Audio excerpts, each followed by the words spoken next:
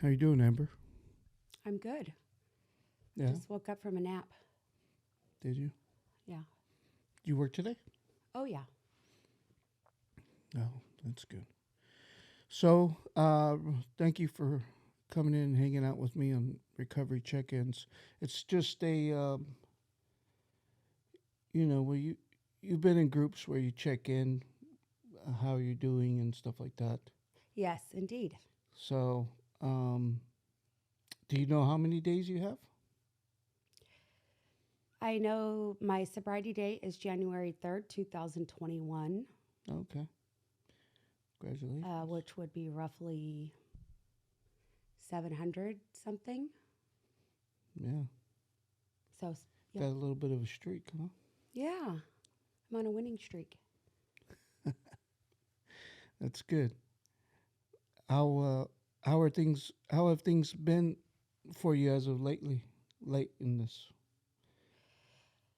So, for me, life is dramatically different in a very positive way.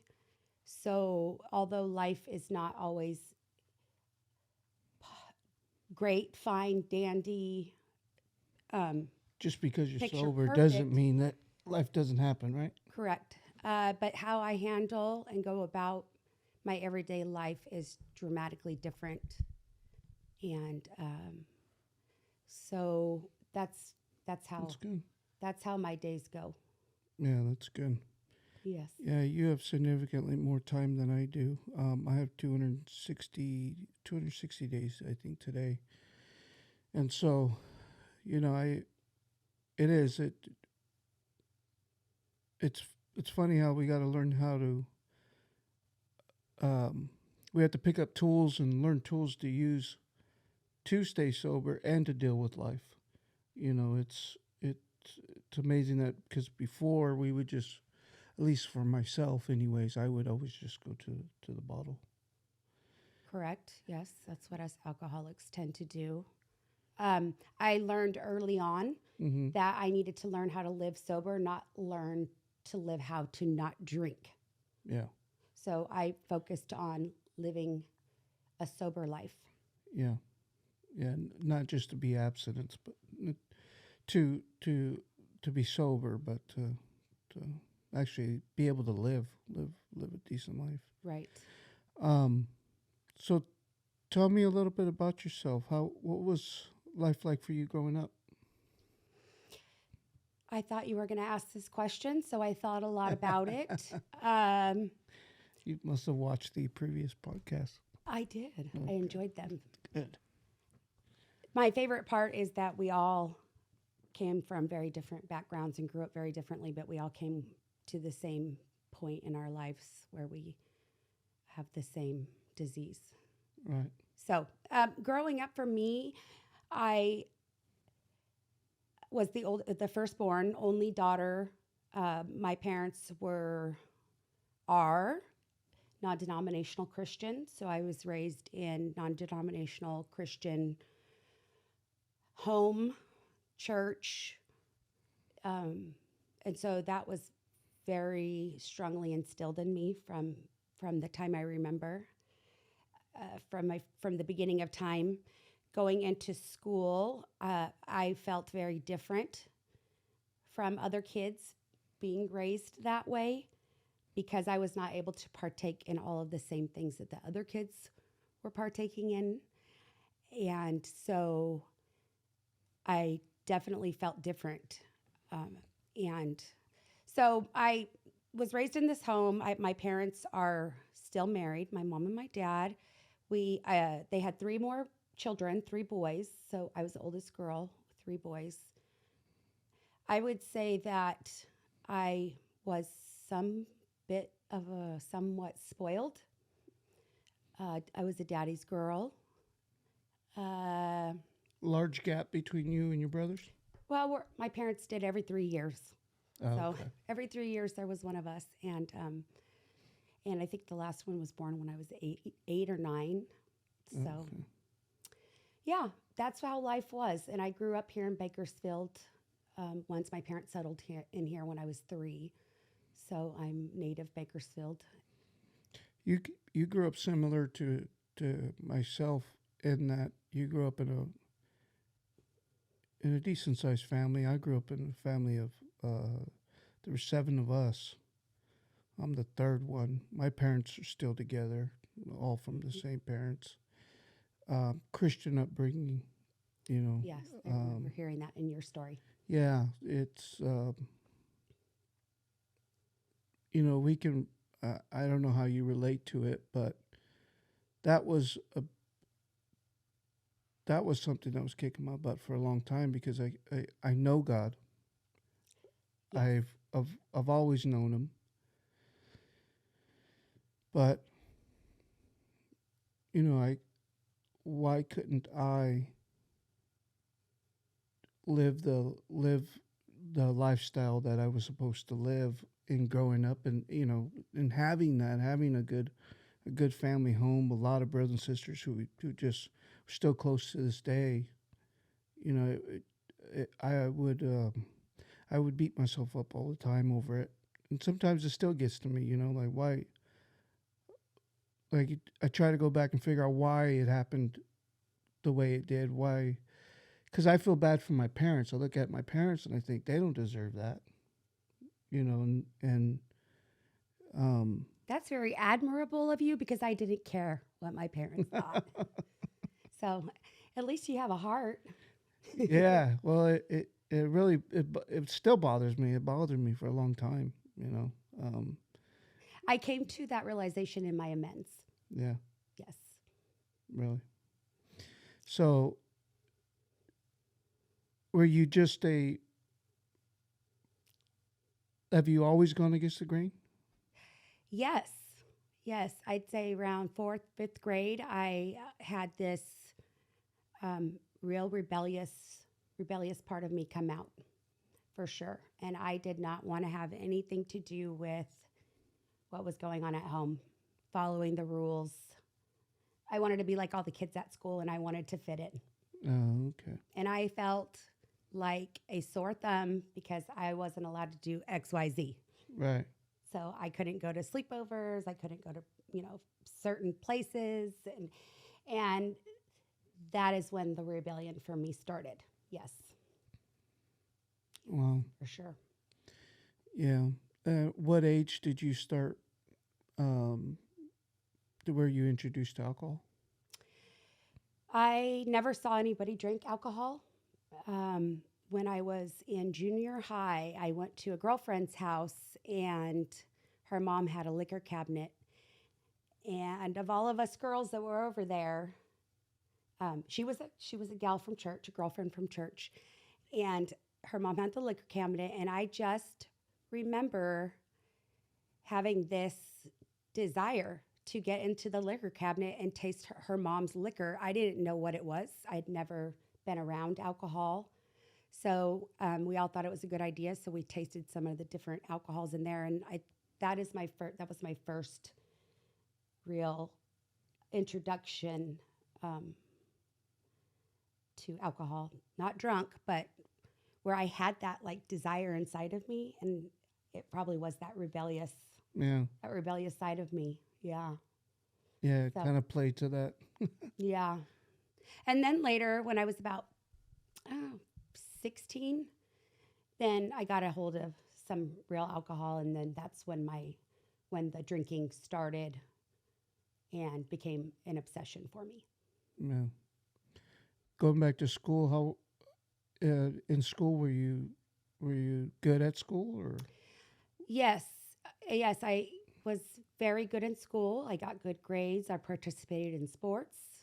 Um, I I had a high expectation for myself to succeed. Yeah. Yeah.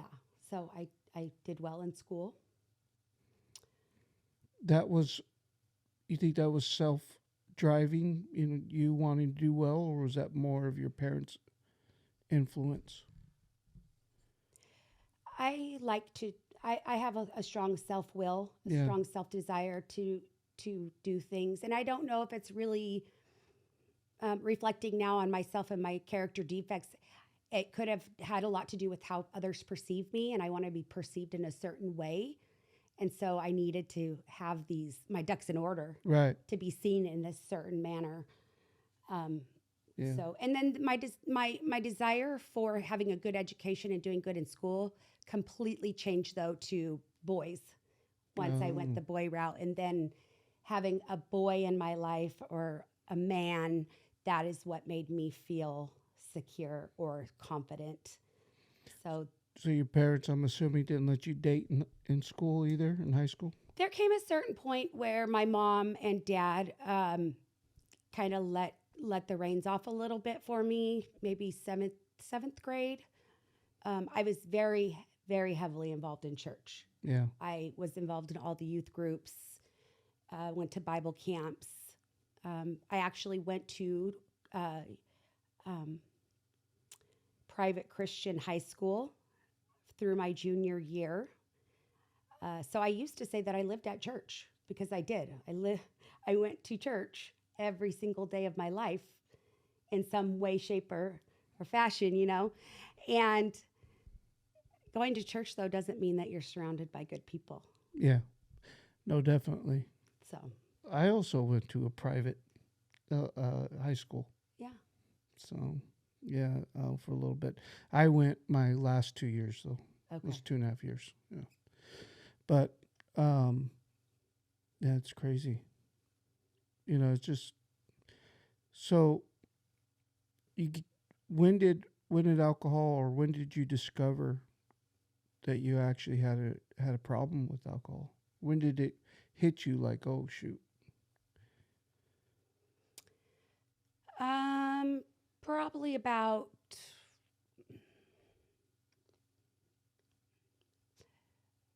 2017. Yeah. And how long were you drinking prior to that? Heavily since I was 18. Okay. So heavily. On and off. It was, how they say our disease is progressive. Mm-hmm. So throughout my 20s, it was when I was able, but I would always drink to excess during those times. It wasn't an everyday thing. But by the time I hit 30, it became an everyday thing for me. So 2017, I was, 37, 36, something like that. And I had a problem. Yeah. Yes, I did. Yeah, it's humbling to come to a realization that you can't control it. I think because I hear a lot from the male perspective, because I'm obviously a male, but also because I go to various men's groups and stuff. But for a woman, I would assume that that there's that something's controlling me. That what was that like for you?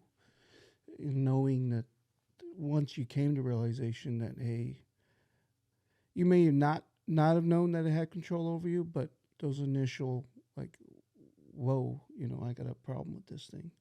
I was angry. My initial feelings were of anger. I did not want to be different. I did not want to stop drinking.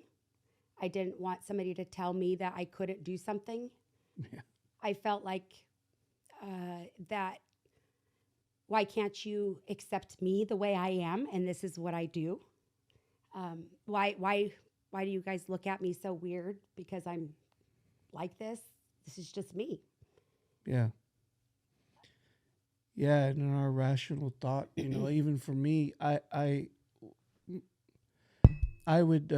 You okay? There's tissue there. Help yourself. I'm good, thank you. All right. In my irrational thought, I would say, well, why can't I drink? Why can't I drink? And to the extent that I was, because I was still taking care of my family, I was still around. I wasn't beating my wife. I wasn't beating my kids. I wasn't, and that was a big, for me, it was like my saving grace, I guess. I put up my defenses on that. Like, hey, I talked myself into anything because I still did the things that I was supposed to be doing. Granted, I didn't do them very well, but I still did them. That's a really, really excellent point, um, because I am one of those rare that never got a DUI.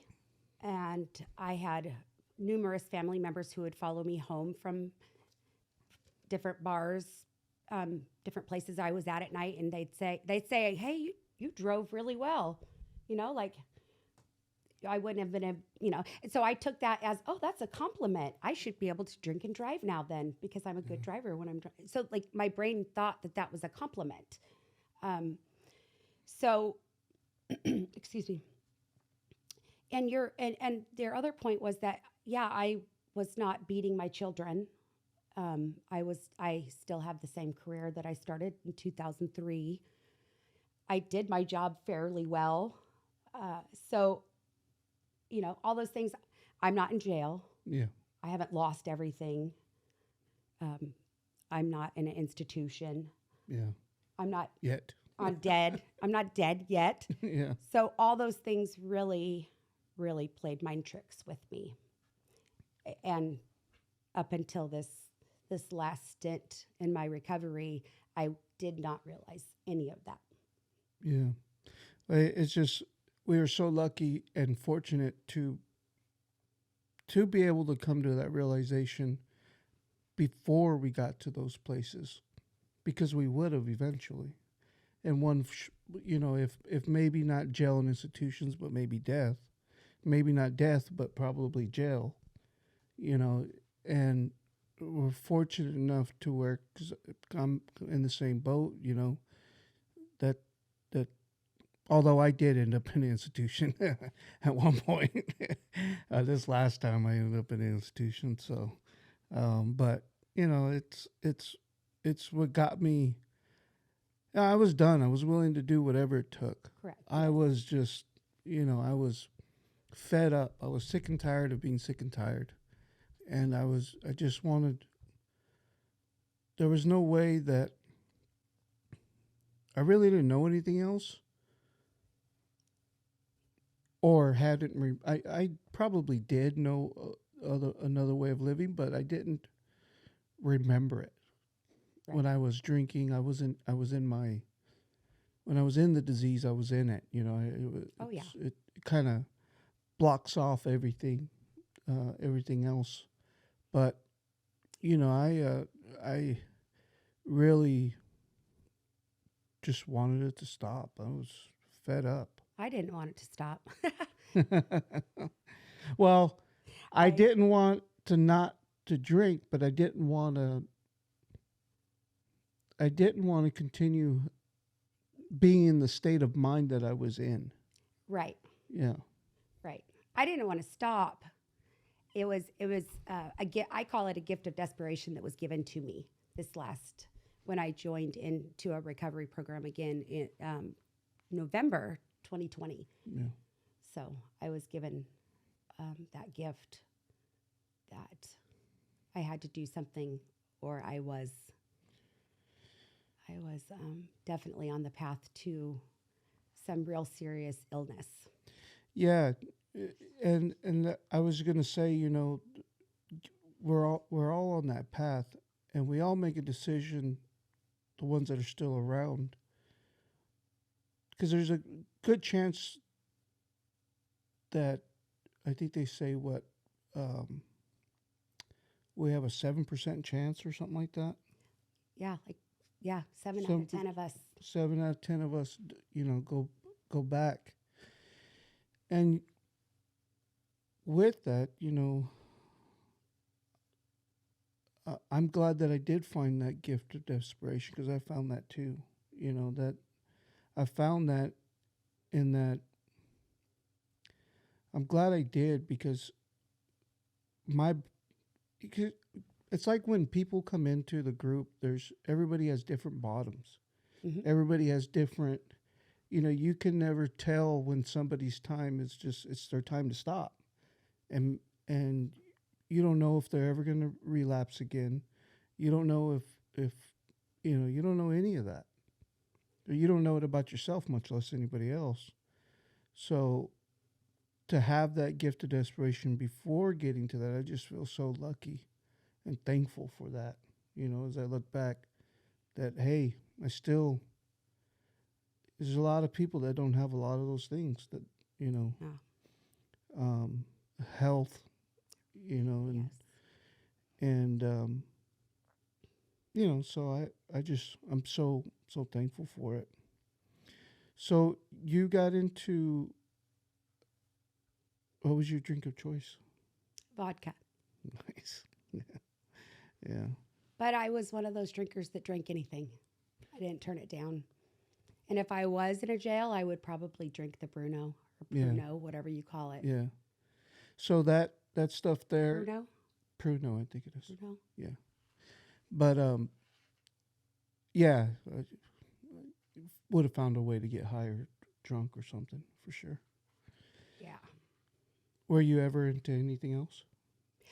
No, drugs are not a part of my story. Thank God. I don't know how I missed it because I know it was all around me. My first marriage, my husband was into drugs, Mm. and that was all under my nose. No pun intended, but yeah, I think that was maybe, I don't know what you call it, but Lord knows if I would have tried it, I probably would have got addicted to it. Yeah. Minus the weed here and there. Yeah. It didn't do what it does for other people for me, so I didn't really latch on to it, but I just really stuck with the alcohol. You become reclusive when you did at the end, at least, or So were you a partier? in the last, well, we had the pandemic that hit, and I had to, obviously, we all had to stay home. But prior to that,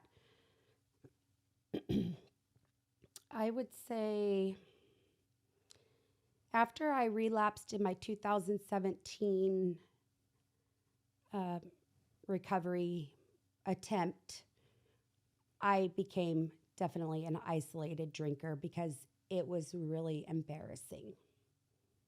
It was really, really embarrassing, and you couldn't hide it. You couldn't hide the amount that I was drinking any longer. So I would go home, stay home, drink by Yeah. myself. And if somebody joined me, they joined me. But most of the time they didn't. Yeah.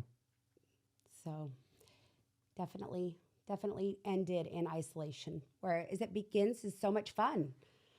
When we're 18, Yeah. 19, 20, 21, it's so much fun. Yeah. It's good times. Yeah. Yeah, that's the thing. I don't. I when I see younger people in the rooms, at, the early 20s and that, I just think, wow, if you can stop at that age, you know, Yeah. I feel bad for them because I wouldn't have been able to. No way. I would have, like, this is so normal. Yeah. I'm supposed to do all these things. I'm supposed to make all these mistakes. Yeah, I've had conversations with early with people that think they may have a problem or talking about it, and they have said, hey, I'm in my 20s and I'm doing this is what I'm supposed to be doing, and it's so hard. It's such a horrible disease that because I guess like with any other disease, you can show them Mm. the what you're doing, Yes. how, what the for the treatment you're using, Right. you know, um, but that treatment doesn't work for everybody, Yeah. and they have to be in the right place. They have to be ready. Right. You don't ever know when that is. Yeah. Sucks. Because if you have a disease like Parkinson's disease, you don't go to the doctor and say, you know what, I don't need treatment. Yeah. I don't think I really have Parkinson's disease. I think Yeah, I know. I'm just going to keep living my life, you know? Yeah. So when you're sick like that, you get help and people ask you about your how you're Right. doing, how your treatment's progressing, and it's a lovely Sunday conversation, but not for alcoholics. No, for alcoholics, it's I don't go to work and they're like, "How's your alcoholism yeah, going?" yeah. How are you doing with that? Yeah, You still doing okay? You a still little getting your taboo. medicine? Little taboo. Yeah, yeah. I think mental health in general is, you know, that was probably the best thing about me going to an institution was the fact that you know it I was like, okay, that's what I got to do. Yeah. If I got to see a doctor for my mental health, I will. You Oh know, yeah, that's part of my story as well. yeah. I definitely have some mental health struggles. I have, and I have been treating them for years. As long as I've been an alcoholic, I've been treating my ADHD, But that, anxiety. yeah, that's also taboo though too for people to talk about or come out and say or, Mm, it's one of those things that you don't not people when I tell people, because I'm very open about it, when I tell people that, hey, I seen a psychiatrist, um, they're like, hush, hush, hey, me too, I do this. This is what I do, and it's like, okay, but I'm very open and forthcoming. If somebody asks me anything, I tell them, because I think we need to get it out of the shadows and get it, into the mainstream that, for sure. and it's not from a point of view of making excuses or Mm, not from a point of view of it's just for the point of view of hey, if you need help, you need to get it. There's you know if you look at suicides that went up during just in the last few years just due to COVID. I mean, deaths I think went up anyways because people weren't getting their treatments or yes. were staying home, um, not going out. Yeah, um, I haven't seen a doctor, well, my psychiatrist doctor in person mm-mm. since 2019. I haven't seen them in person. So, It's all FaceTime. Yeah, uh, it's crazy, and it's like, yeah. you know, how can you fully understand what I've got going on? And you're not I'm going in there, I'm doing it every 3 months, Yeah. so you're just asking me a few questions, and Yeah. and it's just like, and that kind of, that bothers me too because am I doing the right things? And then okay, say I want to try this. It's so slow turning. I mean, I think medication for your regular doctor. If you go to your regular doctor, and something's not working, you're gonna see them again in a month or so. Right. Where this deal, I matter of fact, I called mine today, and I kept on getting a voicemail. We must go to the same doctor. Yeah, yeah, probably the same. At Yeah. least the same office, anyways. Yeah. Yeah, it's just and that's part of the reason why I wanted to do the this podcast was because it helps me to talk to other people that are going through the same situation and get and listen to hear what they've done in their recovery, and maybe I can implement some of that in mine. But also, if I'm going to put it out there, I really want people to,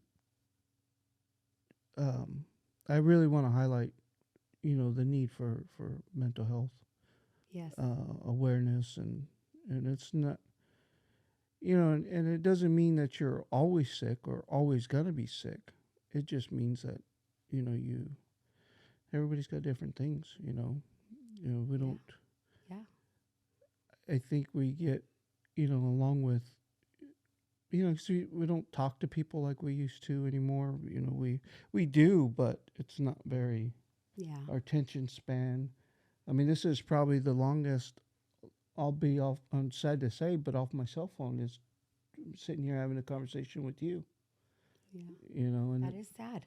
yeah, it is. I'm just kidding.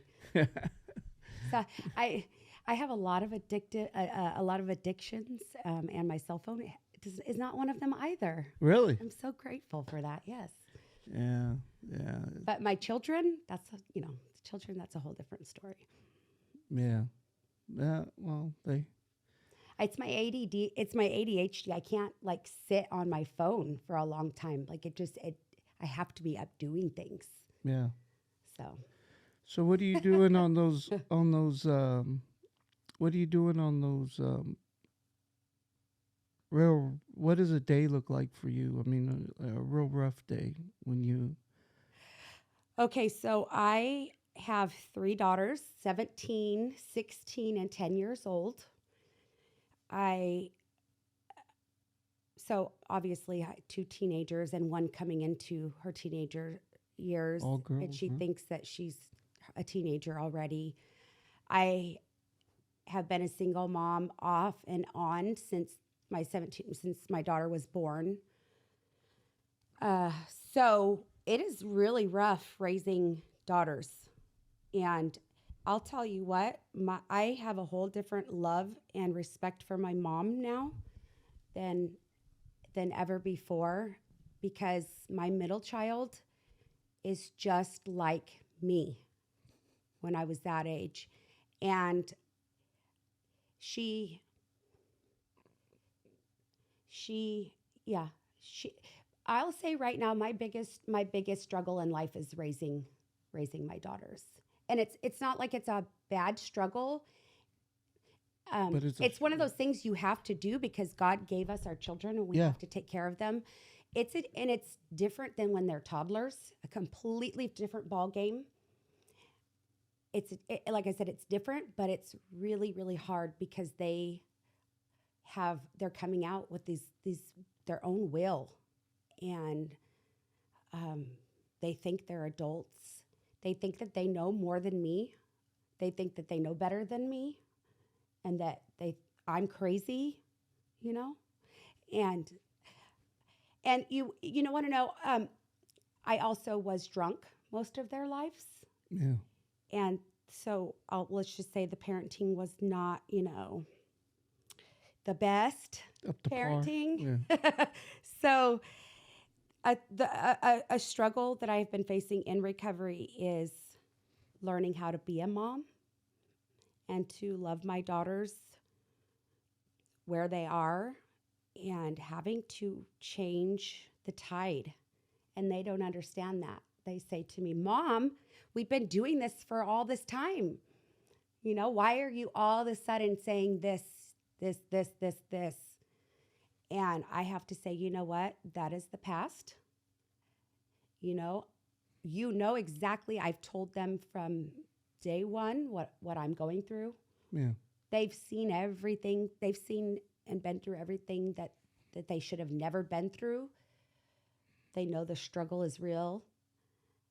And so I have to remind them of that. I have to remind them, do you want mommy to be drunk on the floor in the bathroom at night? Or do you want me to be awake and, helping you and being there for you? I mean, Yeah. They're probably. It's gonna be hard for them to see any of it until they have kids of their own.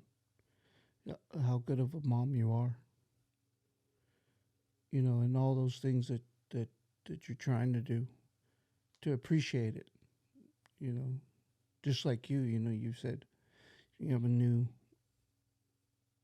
outcome for or outlook on how your mom new love for your mom. That's Oh yeah, I feel so sorry for her.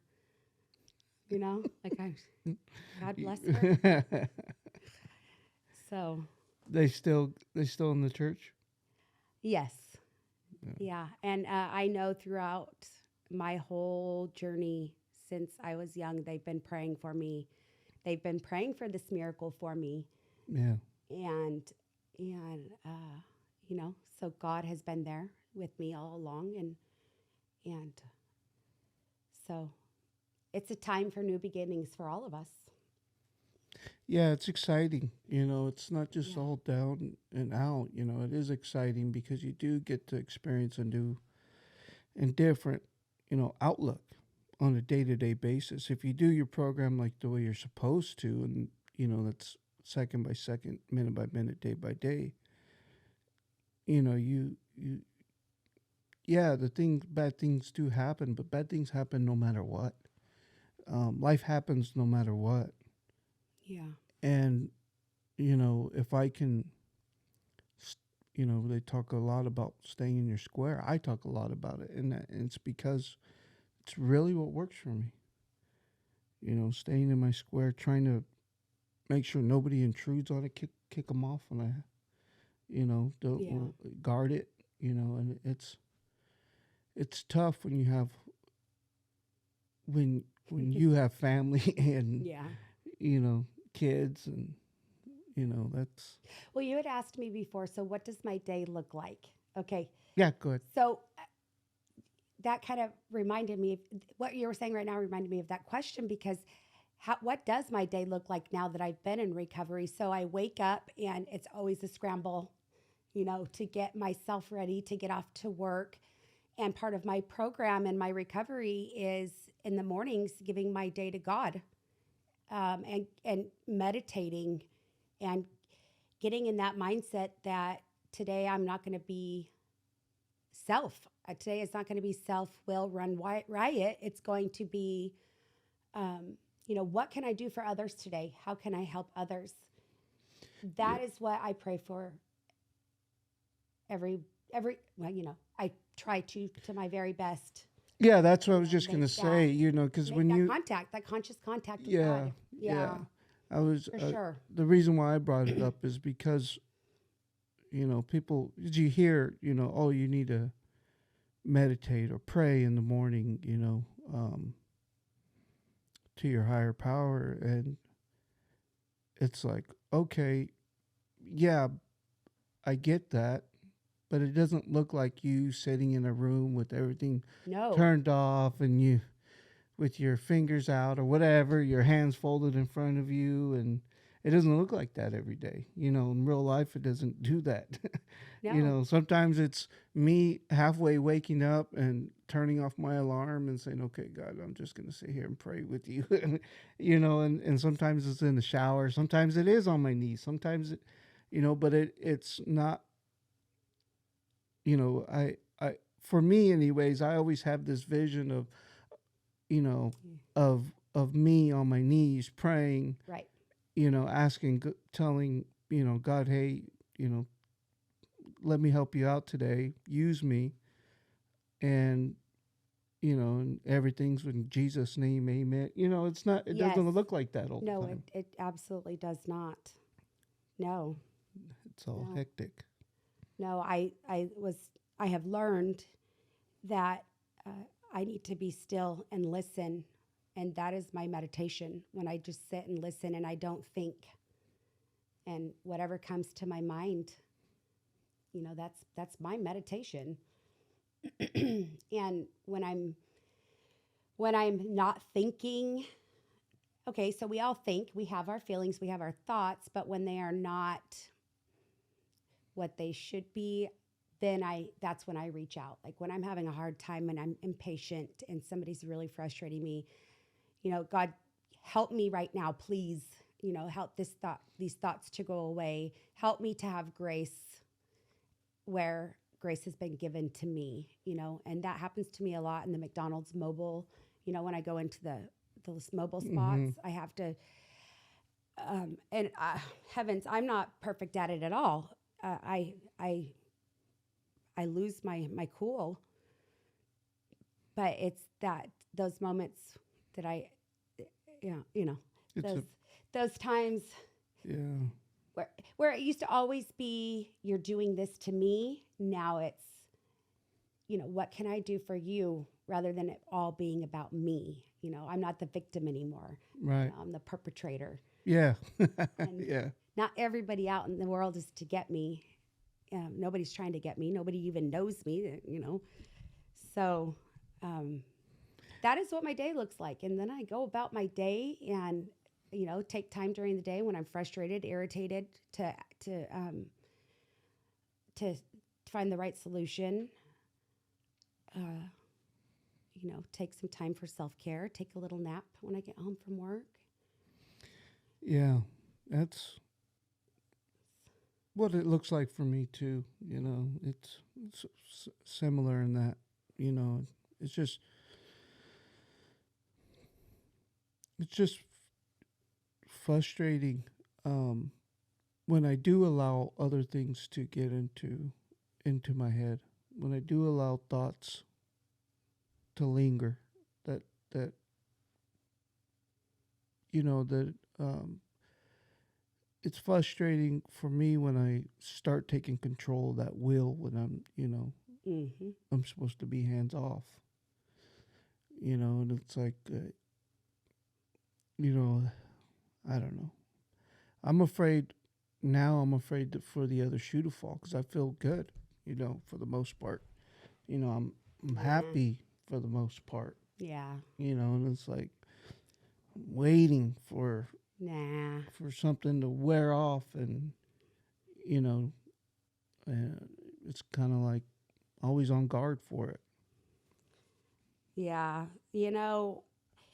I understand those feelings, and I can say that as you continue on in your program and your recovery, and if you continue doing the work, those thoughts become less and less.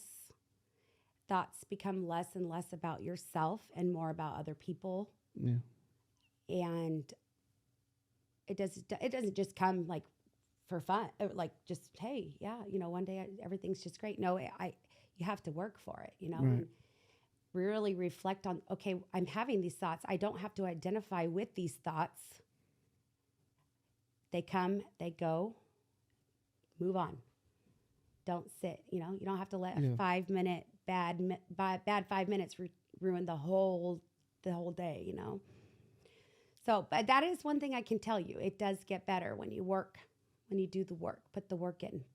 yeah. I hope it does. And I think it will. Everything up to this point, it has. So I don't see why it wouldn't.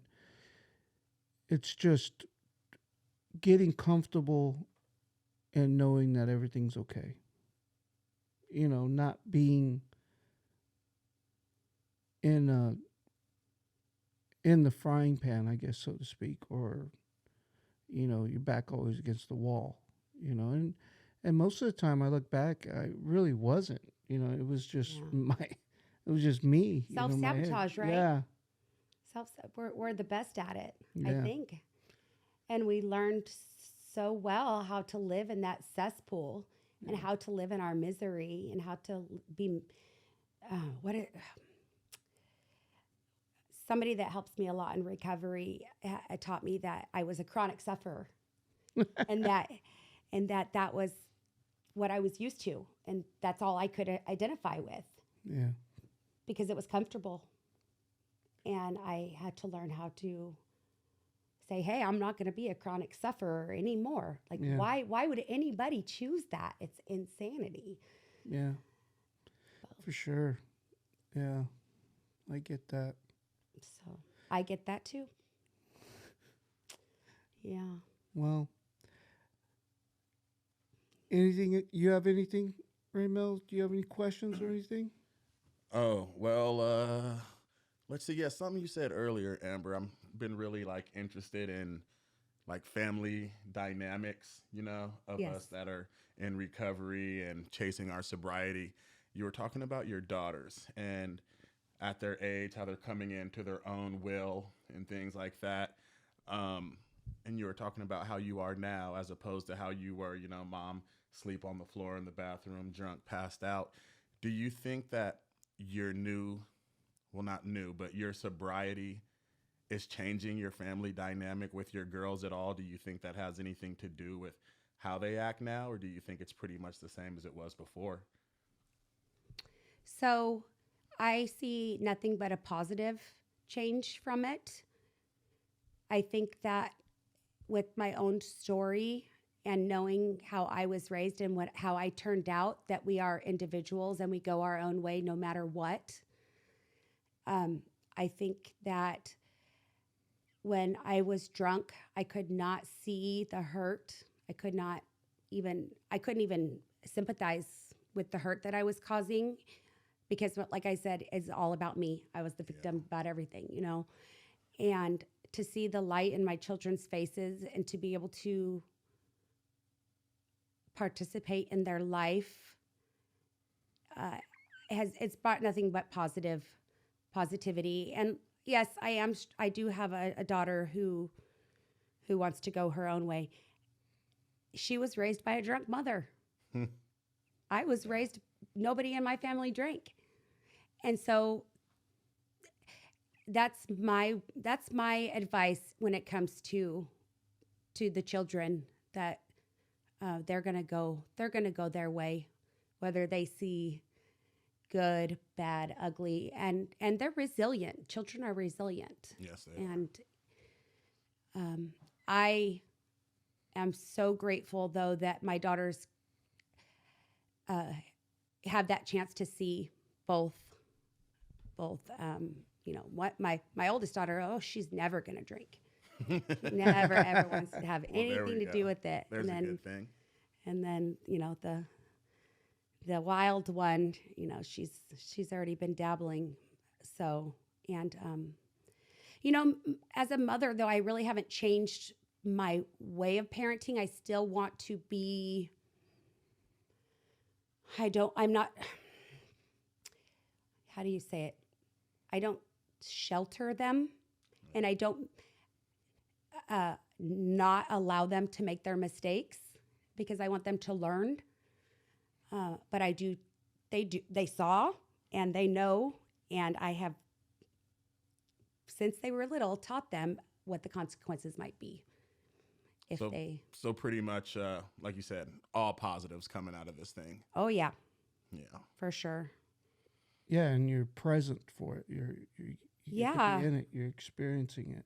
Yeah, I actually got the chance to be a soccer coach for my daughter in the spring and in this last fall, and I would have never, ever, ever, ever done that. You know why? Because we were drunk all the time. No. And the drink came first. And if I wasn't able to drink, then I was having nothing to do with it. Yeah. So to me, that was like, it seems so basic and plain and, oh my gosh, a soccer mom.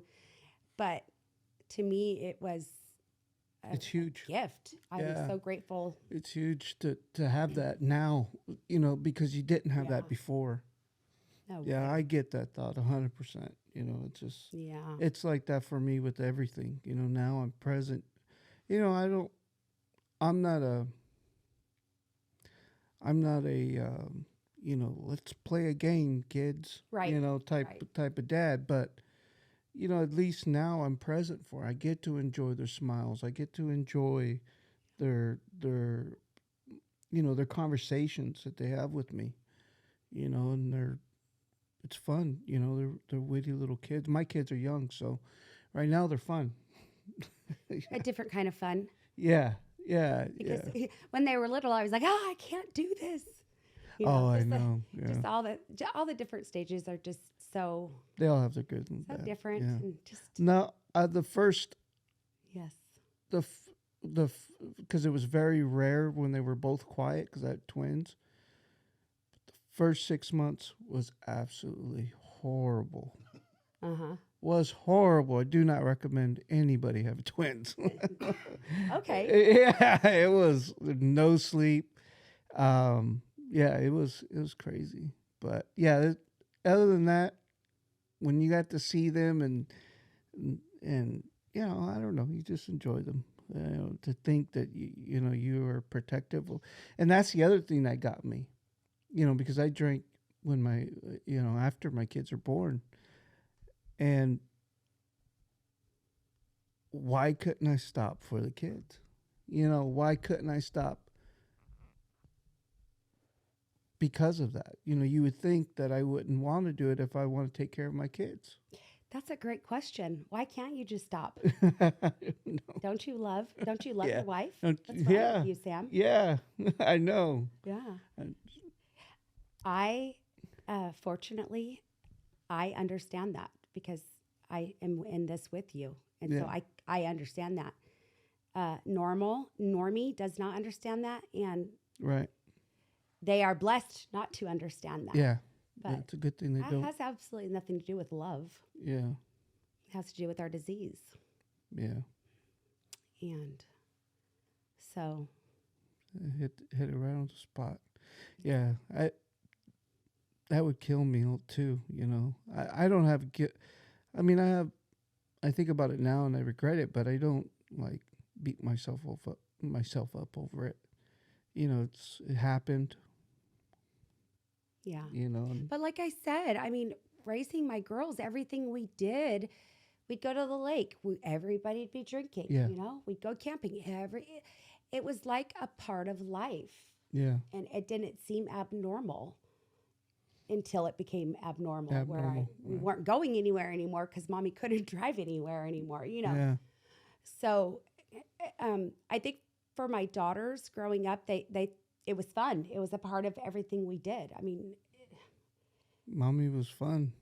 and when I was married, we did things together as a family, and my husband drank and I drank, and it was it was all fun until it wasn't fun anymore. So because it gets to that point, it progresses, and so I don't think that people that drink around their children, that's not abnormal. So Yeah, I don't know. I mean, it's abnormal when we're obsessed with it and putting it above our children and neglecting our families and et cetera, et cetera. So, yeah. Well, thank you, Amber. yeah, no Really problem. appreciate you. You are actually making history because you're our first lady on the podcast. So I really Nice. appreciate you. Been wanting to get the right person on here, and I thought, who better than you? As I know a lot of ladies in recovery too, but you seem to me like